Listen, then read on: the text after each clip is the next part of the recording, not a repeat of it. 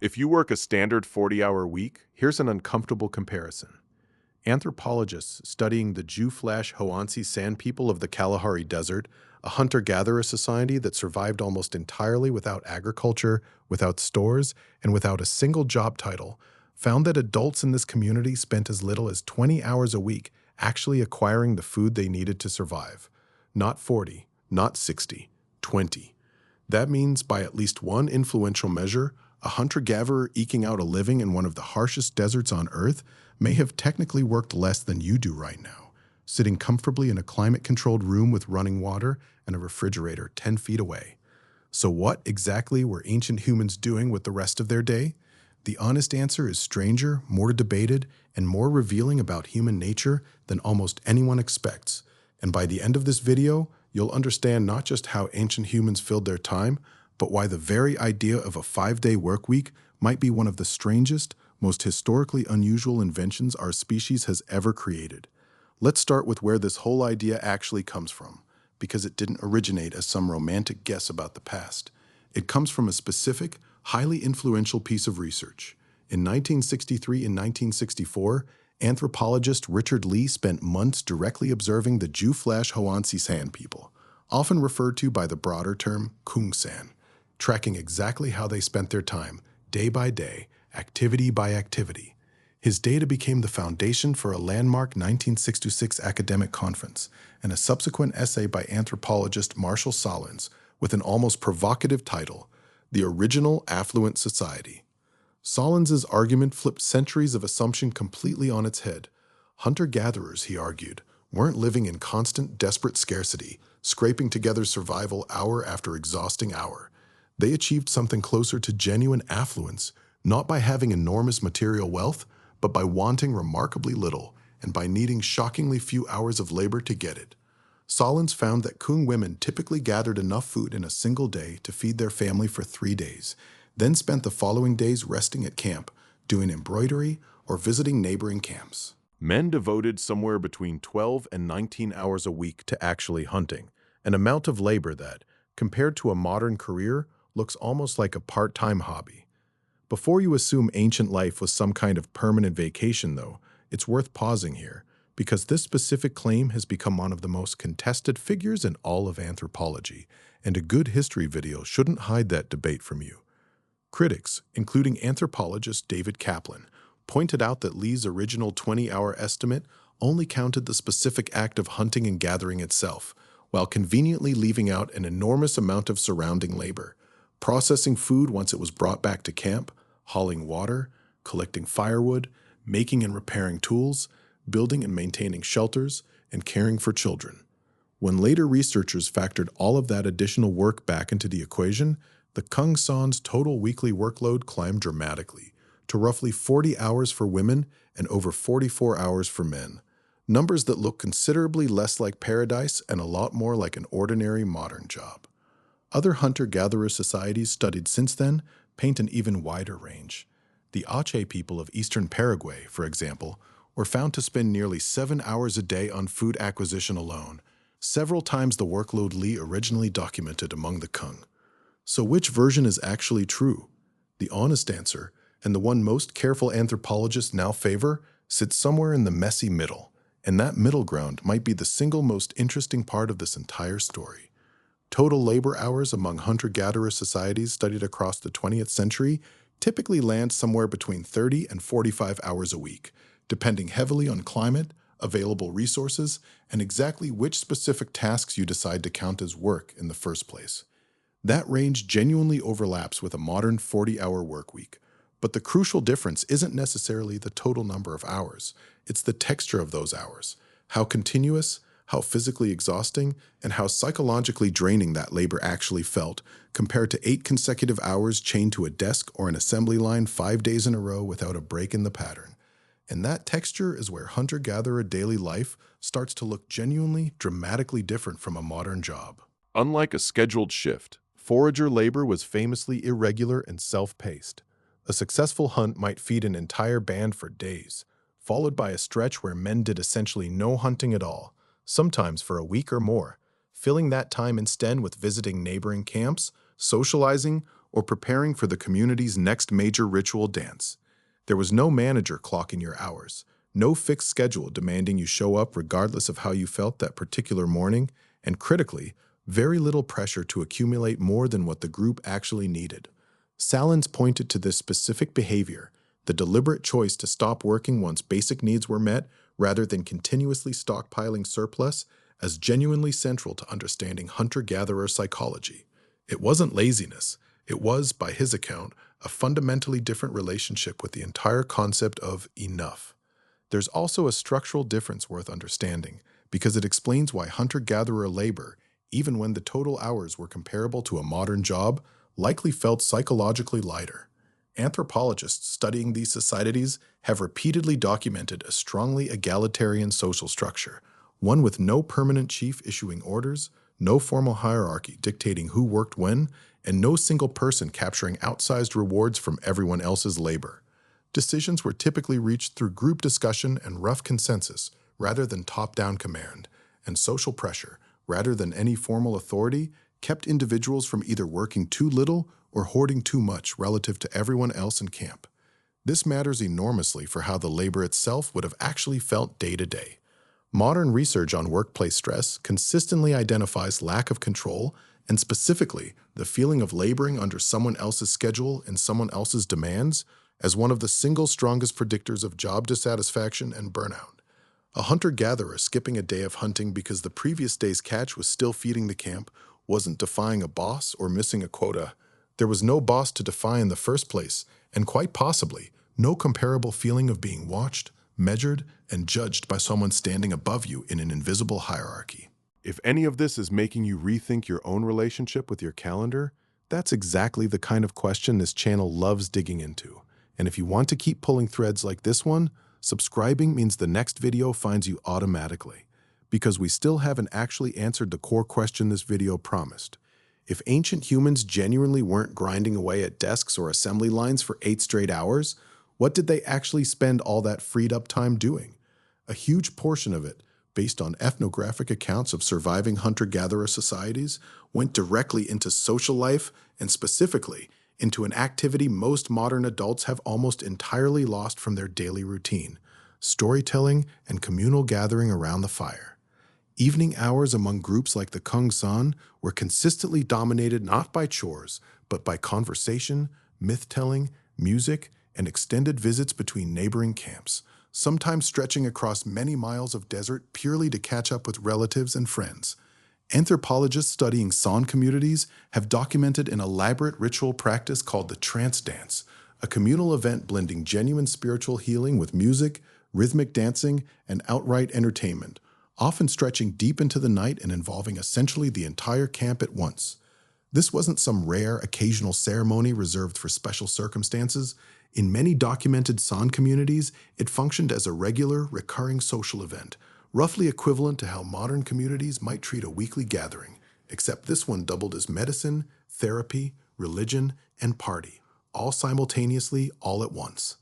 Childcare occupied an enormous, often underestimated portion of daily life too, and it looked strikingly different from the structured, scheduled parenting common in much of the modern world. Anthropologists studying hunter-gatherer parenting describe it as remarkably indulgent, or perhaps more accurately, deeply trusting, allowing children extraordinary freedom to explore, play, and directly mimic adult activities from a very young age. Children weren't sent off to a separate building for years of formal instruction. They learned essential survival skills, digging up edible tubers, identifying dangerous plants, building small shelters, making crude tools, and even mimicking hunting techniques, entirely through supervised play alongside adults and older children, gradually blurring from imitation into genuine, valued contribution to the group as they grew.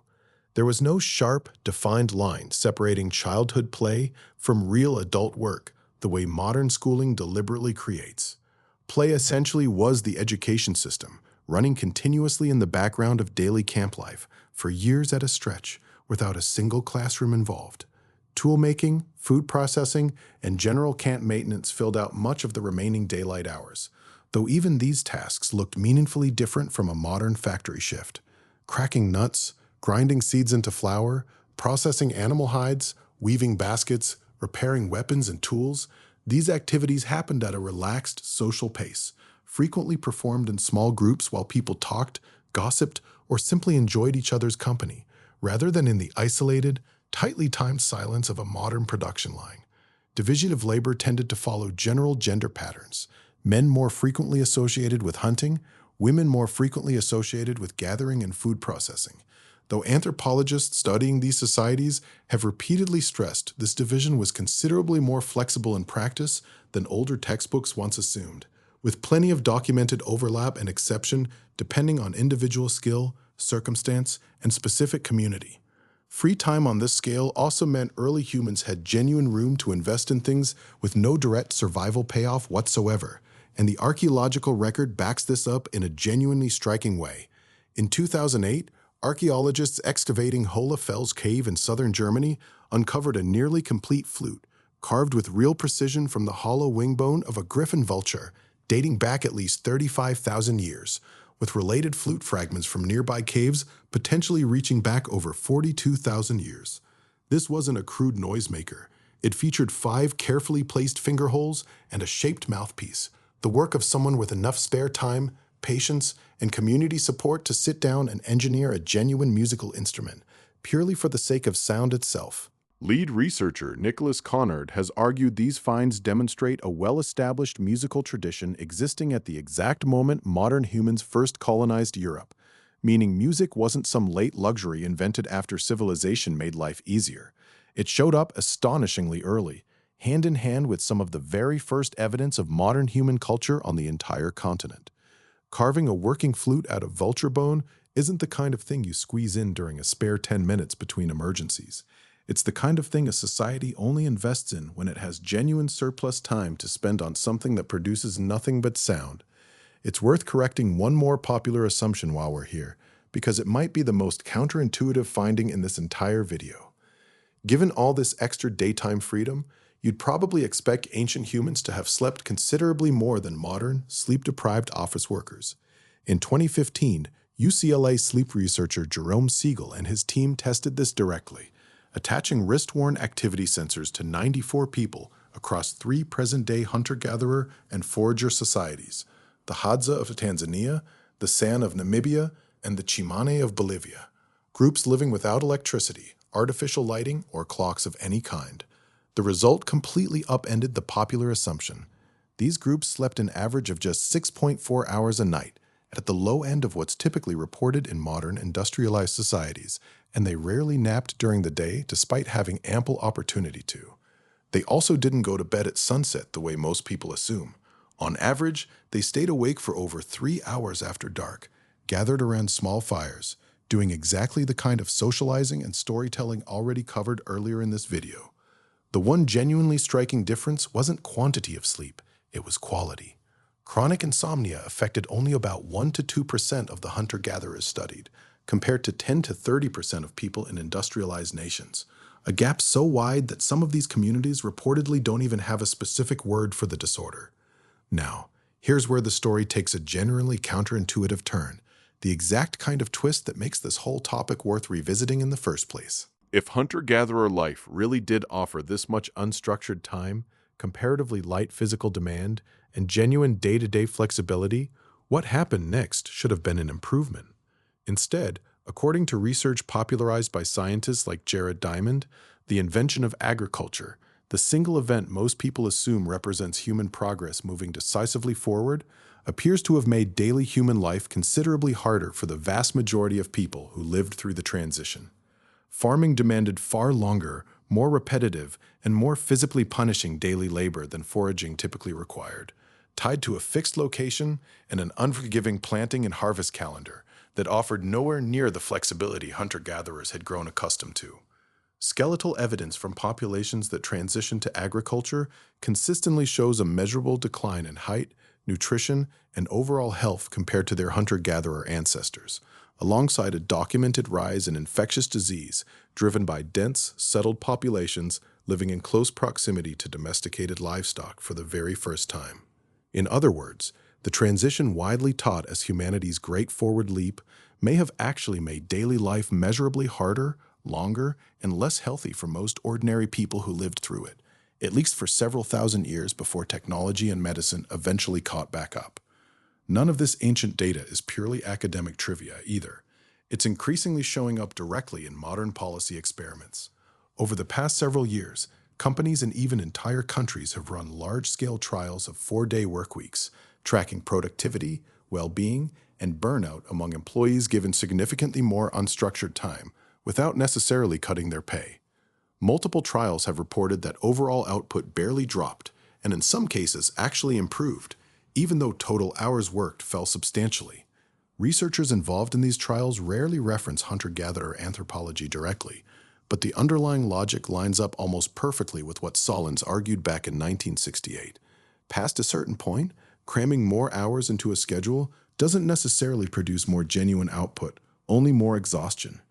Ancient humans never ran a formal experiment to discover this. They simply lived it for the overwhelming majority of our species' entire existence, long before anyone needed a peer-reviewed study to prove that a life isn't automatically better just because more of it is spent working.